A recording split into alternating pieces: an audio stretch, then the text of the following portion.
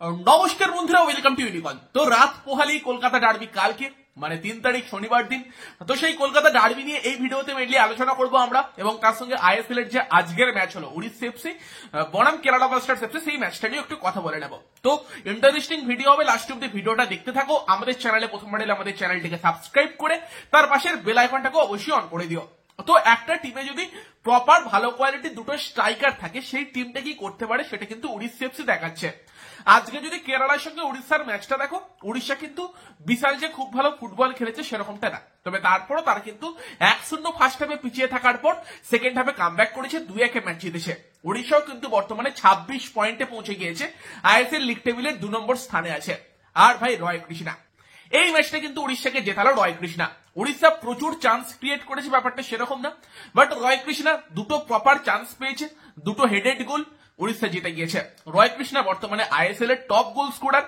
তো অ্যাকচুয়ালি আজকের ম্যাচের শুরুতে কিন্তু রয় কৃষ্ণা গোল্ডেন বুটের রেসে 1 নম্বরে ছিল, গোল্ডেন বুটের ব্যান্ডটা পরে নেমেছিল, বাট ফার্স্ট হাফে দিমিত্রি ডিয়ামেন্টোকে গোল করে সেই মুহূর্তে কিন্তু সে 1 নম্বরে চলে গিয়েছিল।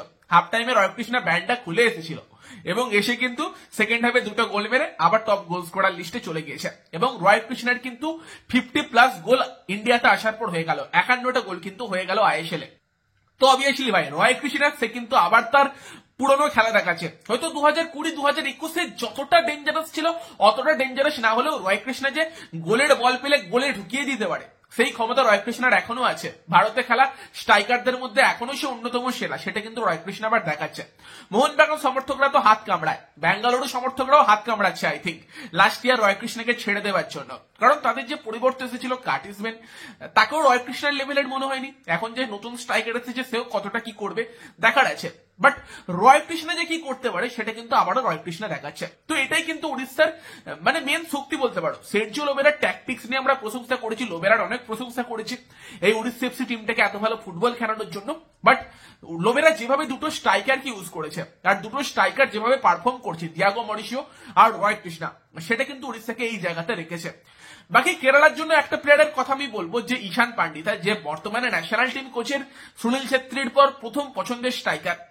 ভারতের ন্যাশনাল টিমে সুনীল ছেত্রীর পর তাকে আমরা দেখি, বাট তার কি কোয়ালিটি এতটাই খারাপ যে কেরালার কাছে যখন স্ট্রাইকার নেই সেই সময় দাঁড়িয়েও ইভান ভুকোমানোভিচ একটা ইয়ং মানে আনএক্সপিরিয়েন্সড উইঙ্গার তাকে স্ট্রাইকার খেলাচ্ছে, নিহালকে। যদিও নিহাল কিন্তু সেই জায়গাতে খেলে ভুকোমানোভিচের মানে তার উপর যে ভরসা দেখিয়েছিল সেটার দাম দিয়েছে। নিহাল অ্যাসিস্ট করেছে, সেখান থেকে দিমিত্রি ডিয়ামেন্টোকে গোল করেছিল। তবে তারপরও মানে ঈশান পান্ডিতার কি কোয়ালিটি এতটাই খারাপ যে ক্লাব টিমেও সে যখন মেন স্ট্রাইকাররা ইনজিওর তখনও স্টার্ট করতে পারছে না, ভাবার বিষয় কিন্তু এটা। বাকি যদি আমরা চলে যাই হচ্ছে কালকের মোহনবাগান বনাম ইস্ট বেঙ্গল ডার্বিতে, তো এই কলকাতা ডার্বিটা কিন্তু ভীষণই ইন্টারেস্টিং হবে, কারণ লাস্ট সুপার কাপের ডার্বিতে ইস্ট বেঙ্গল জিতেছে, আর এই মরশুম ইস্ট বেঙ্গল অনেক ভালো ফুটবল খেলছে। 12 বছর পর ইস্ট বেঙ্গল সর্বভারতীয় স্তরে একটা ট্রফি জিতেছে। কুয়াদ্রার আসার পর কিন্তু ইস্ট বেঙ্গল ডার্বিতে 2-1 এগিয়ে আছে 3টা ডার্বির মধ্যে। তো সেখানে যে মোহনবাগানের ডমিনেন্স আমরা লাস্ট কিছু বছর ডার্বিতে দেখেছিলাম সেটা এই আর দেখা যায়নি। তবে আইএসএল এর প্রথম ডার্বি এটা, এবং ভুলে গেলে চলবে না যে সুপার কাপের মোহনবাগান টিমের সঙ্গে কিন্তু এই টিমটার পার্থক্য আছে। অনেক গুরুত্বপূর্ণ প্লেয়ার কিন্তু মোহনবাগান টিমে ফিরেছে। আমি জানি না অনেকে মোহনবাগানকে একদম আন্ডারডগ কেন বলছে, বাট আমার তো পার্সোনালি মনে হয় এই ম্যাচটা কিন্তু 50-50। মোহনবাগান যদি ভালো ফর্মে থাকতো অবভিয়াসলি মোহনবাগানকে কিন্তু খাতায় কলমে এগিয়ে রাখা যেত, কারণ মোহনবাগান স্কোয়াড স্ট্রেংথটা কিন্তু অনেক বেশি। তবে ইস্ট বেঙ্গলের মানে মেন ব্যাপারটা হচ্ছে ইস্ট বেঙ্গলের কনফিডেন্স।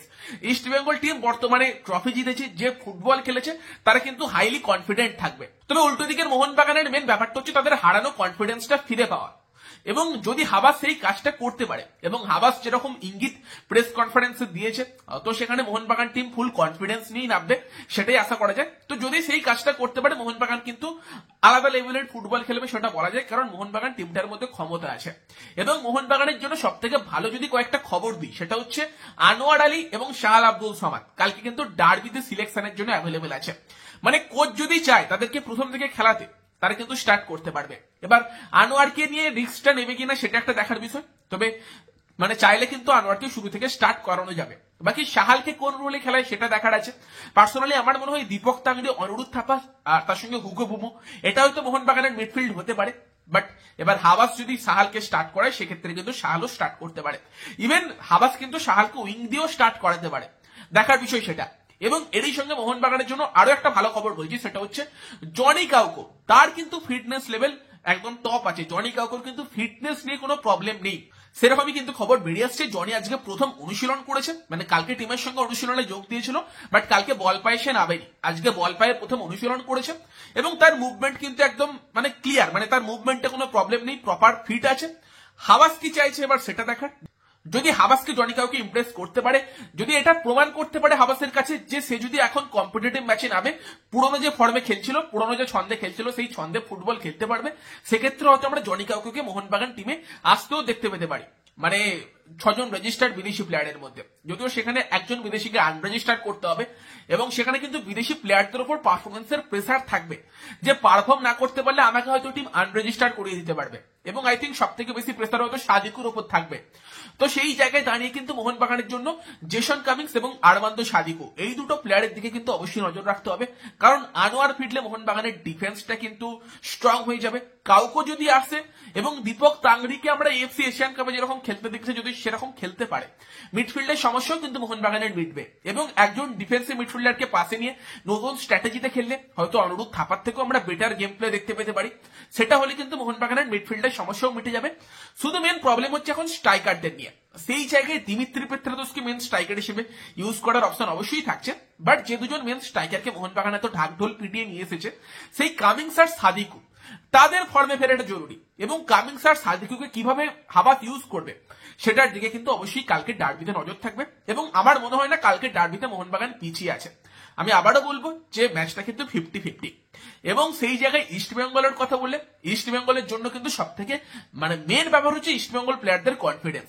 তারা রিসেন্টলি ট্রফি জিতেছে এবং যে কোনো টিমকে হারাতে পারে, এই কনফিডেন্স নিয়ে তারা নামবে। এবং কার্লেস কোয়াদ্রা তার স্ট্র্যাটেজির প্রশংসা করতে হবে, যেভাবে সে এই মরশুমে স্ট্র্যাটেজি সাজিয়েছে। হয়তো হুগো বুমোর জন্য কালকে আমরা স্পেশালি কোনো স্ট্র্যাটেজি দেখতে পেতে পারি, হয়তো দেখা যেতে পারে যে অজয় ছেত্রীর মতো কাউকে ইউজ করা হচ্ছে হুগো বুমোকে মার্ক করার জন্য। এবং তার সঙ্গে কার্লেস কোয়াদ্রা যেভাবে আর কি সেট পিস গুলোকে ইউজ করে, সেট পিস রুটিন, সেটাও কিন্তু ইন্টারেস্টিং। এবং সেই জায়গায় সেট পিসে কিন্তু মানে ক্লেইটন সিলভা, হিজাজি মাহের এই টাইপের প্লেয়ারদের মোহনবাগান যদি মার্ক না করতে পারে, তারা কিন্তু যে কোনো সময় সেখান থেকে ডেঞ্জার ক্রিয়েট করতে পারে। আগের দিন কিন্তু আমরা পার্দকেও সেট পিসে রীতিমতো ডেঞ্জারাস হতে দেখেছিলাম। তো সেট পিস কিন্তু কার্লেস কোয়াদ্রাসের অন্যতম একটা স্ট্রেংথ। তবে অনফিল্ড প্লেতে মানে মিডিল থেকে চান্স ক্রিয়েট করার দিকে একটু ইস্ট বেঙ্গল পিছিয়ে থাকবে, কারণ সেই লেভেলের কোনো হয়তো ক্রিয়েটিভ মিডফিল্ডার নেই। ভিক্টর ভাস্কুয়েজ বোধহয় কালকে সকালে আসবে এরকম শুনছিলাম, বাট তারপরও তো তার খেলার চান্স ডার্বিতে নেই, সেখানে তোমার বোড়া হেডিরা চলে গিয়েছে। সেই জায়গাতে কিন্তু ক্রিয়েটিভ দিকটা ইস্ট বেঙ্গলের মেনলি দায়িত্ব থাকবে দুজন উইং গার্ডের, হয়তো নাওরে মহেশ লেফট উইং থেকে, নান্দা কুমার রাইট উইং থেকে, তাদের উপর কিন্তু বল সাপ্লাইয়ের দায়িত্বটা থাকবে। এবং সেখানে কিন্তু সুভাশিস বোস সে কিন্তু প্রেস কনফারেন্সে এসে নন্দা কুমারকে বলতে পারো চ্যালেঞ্জ করে গিয়েছে। তো সেখানে মানে নন্দা কুমার কিন্তু ইস্ট বেঙ্গল মোহনবাগানকে যে দুটো ডার্বিতে এবারে হারিয়েছে, দুটো ডার্বিতে বড় ভূমিকা রেখেছিল, গোল করেছিল।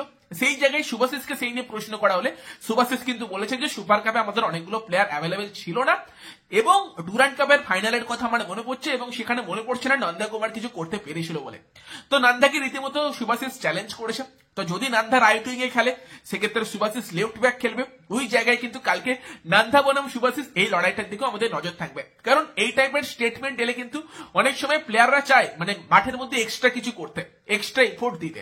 তো সেরকম কিছু কালকে সুভাশিস বনাম নান্দার মধ্যে হয় কিনা সেটাও দেখার থাকবে, কারণ ইস্ট বেঙ্গলের অ্যাটাকটা সামলানোর দায়িত্ব কিন্তু অবশ্যই ক্লেইটনের থাকবে, বাট ক্লেইটনকে বল সাপ্লাই দেওয়ার দায়িত্বটা কিন্তু নাওরেন মহেশ আর নান্দা কুমারের থাকবে। বাকি ইস্ট বেঙ্গলের ডিফেন্স কিন্তু সুপার কাপে যথেষ্ট ভালো খেলেছে।